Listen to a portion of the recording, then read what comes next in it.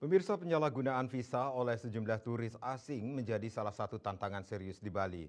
Fenomena ini melibatkan oknum turis yang menggunakan visa wisata untuk melakukan kegiatan bisnis ilegal, termasuk menyewakan villa dan menjalankan usaha properti dari luar negeri.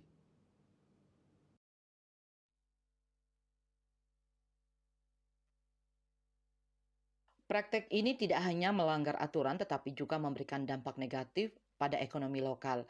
Para pelaku bisnis resmi di Bali yang wajib membayar pajak dan mengikuti regulasi merasa dirugikan akibat persaingan tidak sehat yang ditimbulkan oleh kegiatan ilegal ini. Selain itu, sebagian besar transaksi dilakukan secara daring sehingga uang yang dihasilkan tidak beredar di Bali, melainkan hanya menjadikan pulau ini sebagai tempat operasional sementara. Kondisi ini menyebabkan sektor properti dan villa rental resmi mengalami keterpurukan.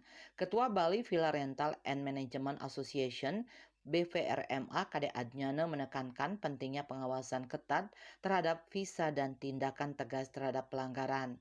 Dirjen Imigrasi, Kepolisian, serta pihak keamanan lainnya diharapkan segera mengambil langkah konkret untuk menangani masalah ini. Selain regulasi yang lebih ketat, diperlukan koordinasi antara pemerintah, akademisi, dan masyarakat untuk memastikan perlindungan bagi bisnis lokal. Penertiban ini dinilai krusial untuk menjaga stabilitas ekonomi lokal dan memastikan keberlanjutan pariwisata Bali sebagai destinasi unggulan. Nah, banyak sekali sekarang ini oknum-oknum ya, turis itu mereka menggunakan visa untuk apa namanya, berjualan di sini, kemudian menyewakan villa. Ada visanya visa turis tapi mereka menyewakan villa.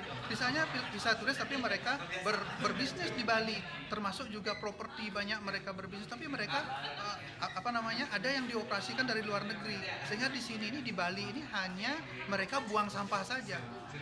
Jadi uang yang beredar itu, transaksi yang beredar itu semuanya di dunia maya, dan Bali ini jadikan objek saja, sehingga kita semua mesti hati-hati dan kemudian melakukan sesuatu agar bisa bagaimana kita mengantisipasi agar tidak ada turis-turis yang menyalahgunakan visa. Ini artinya pengawasan kita dari Dirjen Imigrasi, kemudian dari kepolisian, siapapun yang nantinya diharapkan berhak untuk membantu kami ini.